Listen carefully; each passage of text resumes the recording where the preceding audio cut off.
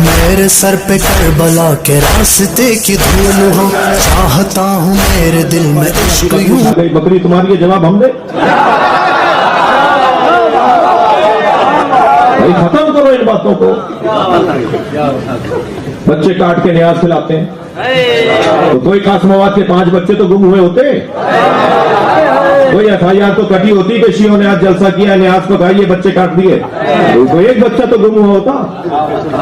کیا خبر کی باتیں گھٹی، کوئی پرانی باتیں نہیں، کوئی ایسی بات نہیں ہے. یہ مقدس.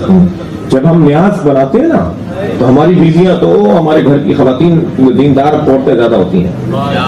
مردوں کی نسبت عورتیں دیندار زیادہ ہیں. آپ کو بھی محفل میں بہت سو نے بھیجا ہوگا. ہمارے ہاں کی عورتیں جب نیاز بناتی ہیں، علم سجاتی ہیں، پیڑ سجاتی ہیں، گلجنا کا سامان بناتی ہیں، تو ہماری تو بزرگوں کو مجھے یاد ہے کہ وہ جب 22,000 کی ٹکیوں کے لیے نیاز بننے کے لیے چولہے کے لیے گیس نہیں تھا. میرا بچپن میں مجھے یاد ہے بعض جگہوں پر گیس نہیں تھا تو لکڑیاں بھی دھوئی جاتی تھی. جو چولہے میں لکڑی جلائی جاتی تھی اسے بھی دھویا جاتا تھا. اب آج کے بچے کہیں گے کہ لو لکڑی گیلی کر دی دھواں دے گی. وہ دھوئے ہوئے کو نہیں دیکھتی تھی، وہ عقیدت کو دیکھتی تھی. جی ہر سال چونا ہوتا تھا گھروں میں، لپائی پتائی ہوتی تھی گھروں کے اندر کہ نیاز کے دن آ رہے ہیں اور نظر کے دن آ رہے ہیں اور مولا کے دن آ رہے ہیں. صحیح ہے. تو یہ عقیدتوں کا معاملہ ہے. اس میں یہ والی باتیں کہ جب نیاز میں ایسا ہوتا ہے نہیں، کچھ ایسا نہیں ہوتا. خدا کے لیے ان باتوں کو. میں گزر رہا تھا ایک ملک سے دوسرے ٹرانزٹ، میری فلائٹ تھی تو بحرین ایئرپورٹ پر بیٹھا ہوا تھا. 8 گھنٹے کا اسٹے تھا. بیٹھنے کے باتیں تو کرنی تھی تو کچھ لوگ جو ہے وہاں کے بیٹھے ہمارے ساتھ، وہ ساری فیملی ڈاکٹر تھی. ابا، بیٹا، بہو، بیٹیاں، سب ڈاکٹر، بیگم، سب ڈاکٹر، 8-9 لوگ. اس سے پہلے آپ کہاں سے آ رہے ہیں باتیں ہونے لگی. میں نے کہا جی تہران سے آ رہا ہوں. کہیں وہاں تو سارے کافر رہتے ہیں. وہاں سے میں نے کہا پڑھے لکھے لوگ ہیں، آپ ڈاکٹر ہیں، یہ زمانہ بدل گیا. اب تو کوئی بات کسی کی چھپی بھی نہیں ہے. کسی کا بھی دروازہ بجائیے، کسی شیعہ کا دروازہ بجائیے، جو بھی بچہ دروازے پر آئے اسے اپنے گھر میں رکھا ہوا قرآن لا.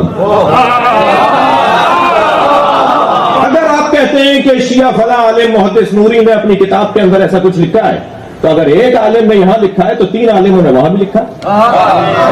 تو یہ والی باتیں تو کتابوں کے اندر تو بہت سارے مسائل ہیں، بہت ساری الجھن ہیں. میں نے ابھی پچھلے دنوں ڈاکٹر طاہر القادری صاحب کو جواب دیا. اس کے جواب پر ایک جواب آیا ہے اور وہ جواب بھی کیا جواب ہے، سبحان اللہ.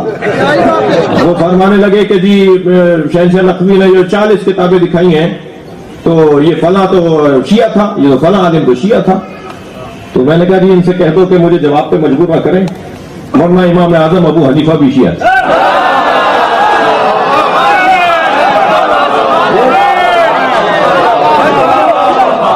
ورنہ امام بخاری بھی شیعہ تھا، حضرت امام مسلم بھی شیعہ تھے. اگر یہ ڈھونڈنے نکلو گے نا کہ کون کون شیعہ تھا تو شاید حضرت ابوبکر حضرت عمر بھی شیعہ نکلے. مشکل میں آ جاؤ گے. جب ہم نے ٹھان لی کہ ہم ثابت کریں گے کون کون شیعہ تھا تو پھر تو مشکل میں آ جاؤ گے. حضرت ابو ہریرہ بھی شاید شیعہ نکلے. یہ والی باتیں نہیں کرو کہ اب احادیث کے اندر فلاں حدیث ضعیف ہے. اچھا جی ان کے نزدیک ضعیف ہے تو ان کے نزدیک صحیح ہے، ان کے نزدیک صحیح ہے تو ان کے نزدیک ضعیف ہے. یہ علمی گفتگو، یہ کتابوں کی گفتگو. اگر کسی کتاب میں کوئی بات کسی نے لکھ دی، بہت اچھا کہا جناب صاحب مدنی صاحب نے، بھائی لکھ گئے کہ کتابوں کے اندر وہ شیعوں نے پڑھ لی، تم پڑھتے نہیں ہو.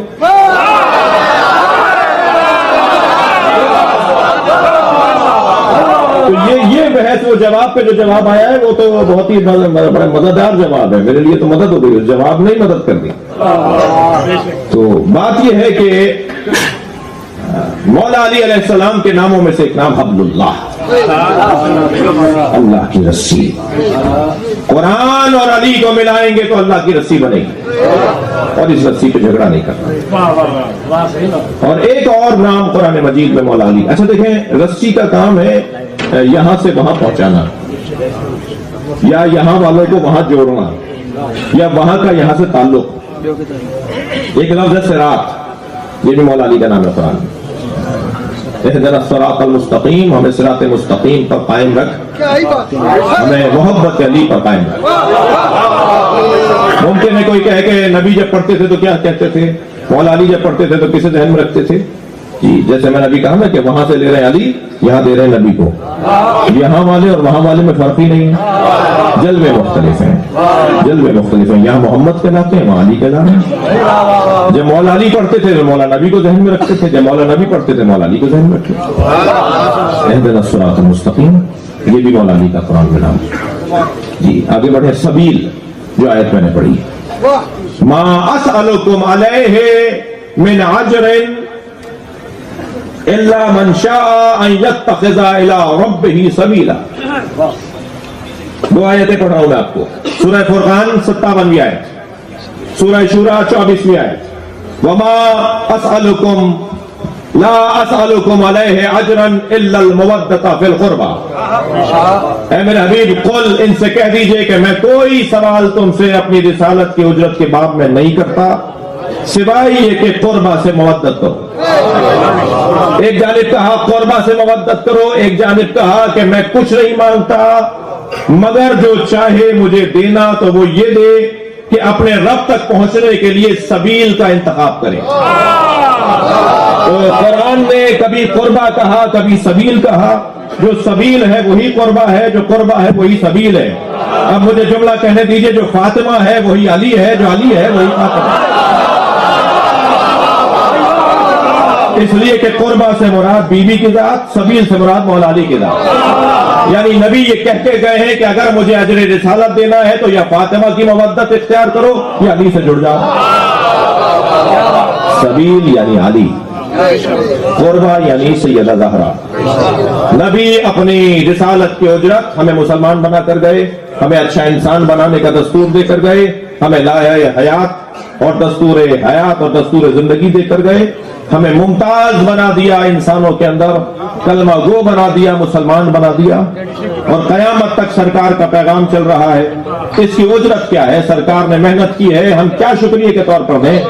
ہار پھول دیں، مٹھائی دیں، کپڑے دیں، زمین جائیدادیں دیں، کیا دیں؟ ہم کیا دے سکتے ہیں؟ ہم سے زیادہ دینے والے جب پہنچے تو آپ نے فرمایا ایک ہاتھ پہ چاند رکھ دو، دوسرے ہاتھ پہ سورج رکھ دو، اس سے زیادہ اور کیا دو گے؟ تو ہم بھی اگر یہ چیزیں دینے جائیں گے تو چاند اور سورج سے تو پہلے ہی نبی نے ہاتھ اٹھا دیا کہ اس سے زیادہ کیا دو گے؟ تو یا رسول اللہ پھر ہم آپ کو کیا خدمت کریں آپ کی؟ فرمایا کوئی نہیں، میری فاطمہ سے مودت کرو، میرے علی سے پیار کرو۔ میری رسالت کا حاصل یہ ہے کہ میری فاطمہ سے محبت کرو اور میرے علی